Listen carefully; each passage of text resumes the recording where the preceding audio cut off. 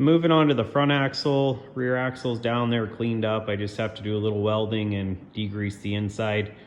But I think I'm gonna degrease the inside of both of these at the same time. So I'm gonna get this one tore down. I'll go over a few things as I go on this. This was a Cj3a front axle, which it doesn't matter. Cj3as had a full-time transfer case.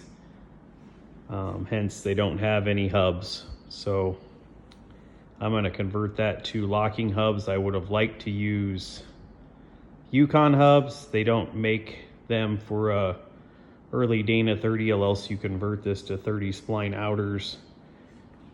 It's kind of hard to do with drum brakes. So I steered away from that. And then my second choice would be Warren hubs.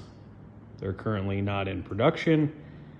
So I'm going to go with mile marker hubs. So this is going to have the mile marker premium hubs, drum brakes, and I'm going to get this one cleaned up. I'm going to run chromoly axle shafts, 373 gears, and a helical limited slip.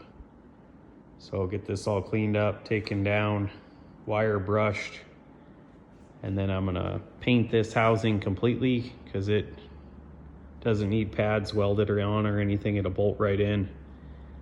And then I'm gonna get it installed and start building it. But I'll go over the disassembly today and anything weird I see or anything I wanna make you guys aware of when I'm taking this down. So same thing, when I'm taking the carrier out, I wanna make sure the caps are in the correct location, right and left. The Dana axles, I have a little letter.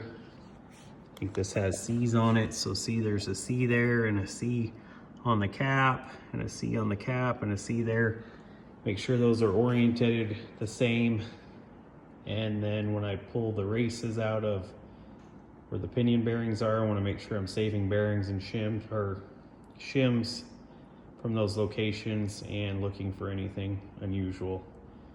So I'm going to start on the outers and work my way in. And I'll do a couple little short clips on that stuff as I go. So first thing though, get these drive flanges off and wheel cylinders out, wheel hubs off, spindles, and start pulling it down. I got the one side apart. I'm gonna show the other side. I'm gonna record it as I do it, but I just wanted to kind of go through the parts. So when I'm taking it apart, you kind of know the process. So I think the older, like Willys Jeeps, I think some of them had a snap ring under this drive flange. So I took the cap off to make sure no snap ring, took the nuts out of the drive flange. Drive flange comes off of the wheel hub. Then you have spindle nuts here. There's a spindle nut, a sheet metal locking washer. This bends outward over this nut to lock it into position. Another nut, a washer that spaces the nut away from the bearing. Wheel hub, there's a race in there, another race and a bearing, and then a seal on the backside. Pretty typical. Doesn't look like there was any water in there. There's no milkiness. Grease actually looks pretty fresh. Spindle nuts, the nuts that hold the spindle onto the knuckle. The backing plate, and then the spindle. They had this spindle in kind of wonky. They got some weird stuff going on here. So there's supposed to be a thrust washer. This goes on the end of the axle. If you can see, there's a concave or a taper. That taper goes against the axle, and that keeps this thrust washer flat. If you flip it over, it actually stand up off of the axle a little bit, because at the base the axle's machined with the little radius to it, and that goes in that radius. Then there's a seal that goes in the back of this spindle to keep water out of the spindle bearings. It actually looks like somebody didn't really know what they were doing and they kind of doubled up on the seals. So there was this seal, and then it looks like there's another seal there. So that's incorrect. The other thing that I think was kind of weird with this is early enough, probably 72-ish. No, it's Cj3a era, but I think some of these had a bronze bushing in here instead of a bearing, and that used the seal. The later models have like a rubber seal, all rubber instead of steel cased with a rubber inside. They got something mismatched here anyway. So what I mean is this thrust washer cannot go inside the seal diameter, and it should be able to work correctly. So you can see how the seal's kind of concaved. It's because it wasn't put together right. So I'll get the right parts. I have either these spindles or I have some other drum brake spindles over there that I'll end up using with the regular Spicer spindle bearing kit. And there's not much difference between the drum and disc brake spindles. Cj drum brake spindles use the same size bearing, inner and outer. The disc brake spindles use a smaller bearing on the outside, a bigger bearing on the inside. Don't think there's a huge strength difference. The nice thing about this stuff is you can interchange a lot of it. So if you have the right wheel bearings, you can use drum or disc brake spindles with the wheel hub. It all works together. And I'm talking like Dana 30 all the way up through the CJs. So like 72 to 86 stuff, most of that stuff's interchangeable if you have the right combination of things, if that makes sense. So I'm gonna set this up and do a video taking this side apart. The only thing I have off so far is the little dust shield. And we'll get the carrier out, get it wire brushed, and start painting it. So I dug out my other set of CJ drum brake spindles, and I wanted to show you this. This is the other style seal, and this just slips up on the end of the axle here, and this would replace a lip seal. And this is what all the more later model CJ stuff has. So this is what I'm gonna run. This comes with the Spicer spindle kits. So this is the style seal I'm gonna use here. So then this seal goes inside the back of the spindle, this seal, and then there is a groove in here for the thrust washer. So something like that. And then as far as these axles go, these with the horsepower I'm gonna have on the flat fender, these stock Dana 30 shafts would have been plenty strong for my application. Just the only reason I'm changing them out is they're old and I want a bigger U-joint here. So this uses a 260 series U-joint and the chromolyes have a 760 series U-joint. So that's why I'm doing that. And they're just a lot more readily available. It's the 760 is the same U-joint used on TJs, some JKs, and it's just a lot more out there than a 260 U-joint. So that's why I'm swapping those out to chromolyes. So I'm gonna take this side apart right now. I'm gonna do my best to try not to block the camera view, but we'll see how it goes. I wanted to go over a couple specialty tools that can help you take this apart. I mean, there's always a way without the right stuff, but gonna use some brake pliers. I've had this pair for years. I ended up cutting the arms off because I don't use them very often, so I'm gonna use these to take the brake springs off. And then this takes the clips off that hold the brake nails. So this is a snap-on one. Love this tool.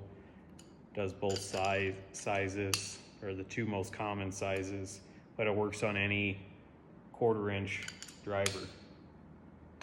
And then if you start working on a lot of 4-wheel drives, it's a good idea to invest in a set of hub sockets, like Gear Wrench or KD tools. Even the more expensive tool companies make hub sockets. This is just a cheap Crown socket from Crown Automotive. When I say cheap, I don't mean not good quality, it's just less expensive than the name brand tool companies. So this is just a Crown Cj hub socket. And not a necessity, but also a nice thing to have. This is a spindle puller. So this screws onto the spindle. It has 3 or 4 different sizes in here. Screws onto the spindle. Then you can use the slide hammer to pull the spindle and backing plate for the brakes off in one pull. So that being said, let's dig in.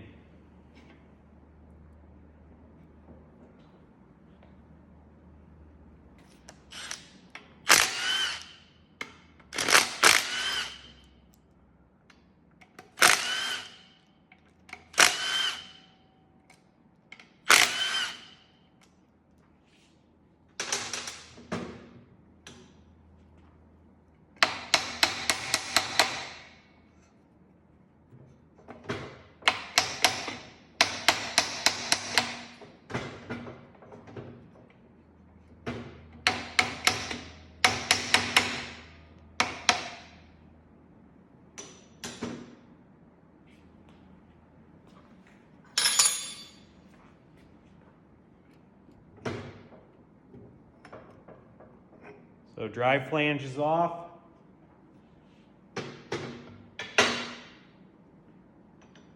Now one of these washers, or one of the sides of this washer is supposed to be bent over. This one's not. It's supposed to be bent over and holding this nut, locking this nut down. So it doesn't look like this one is.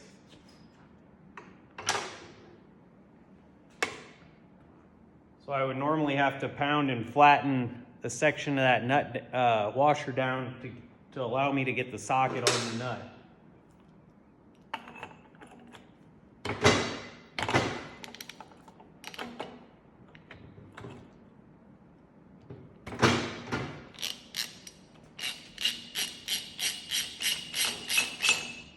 So first spindle nut.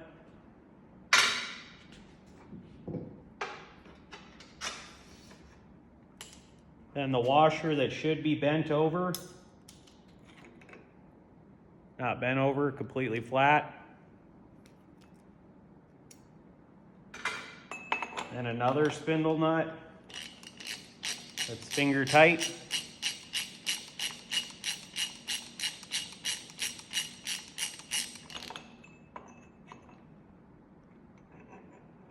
And there should be a washer right against the bearing.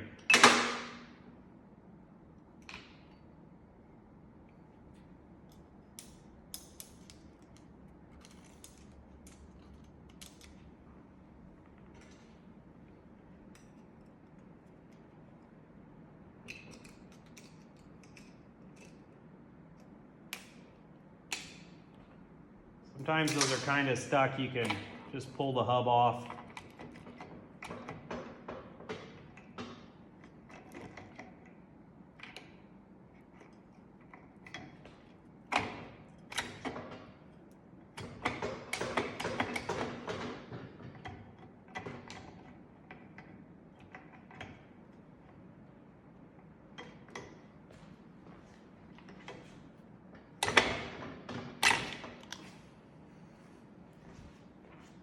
Okay, there's that washer, the bearing, and the hub.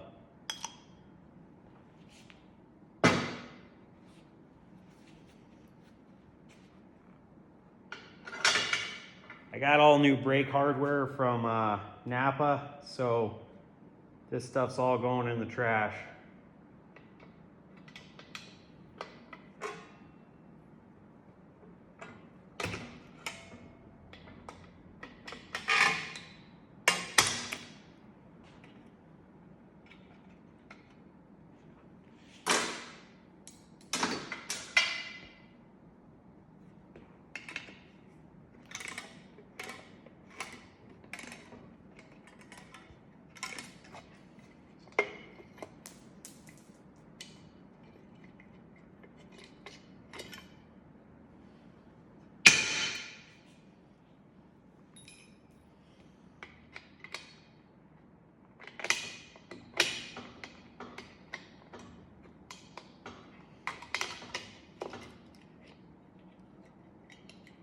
You would normally have to take this spring off and the adjuster mechanism, but it's missing.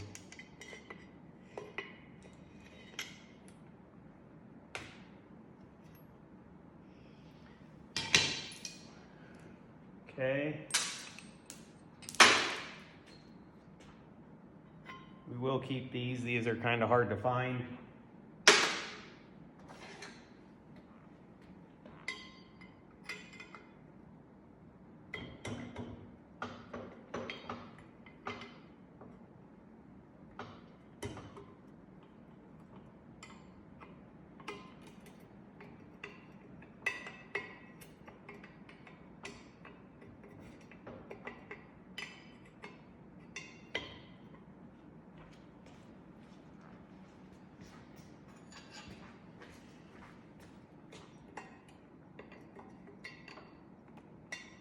And I will be saving these plungers.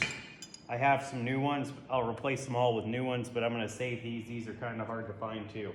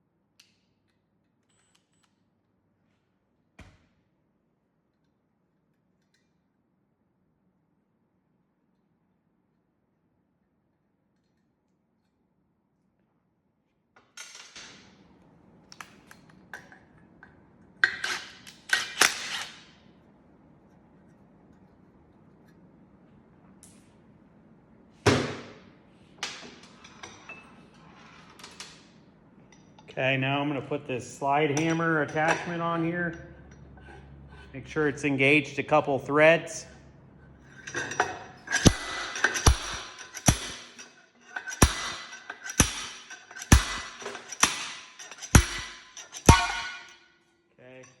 that took the backing plate and the spindle off at the same time.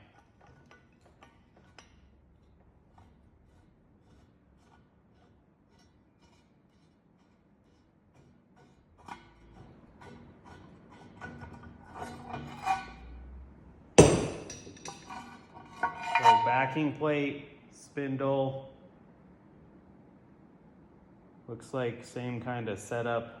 It looks like they didn't have two extra seals in here though. One too many extra seals.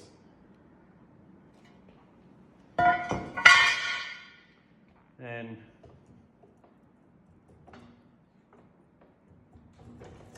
axle shaft just slips out.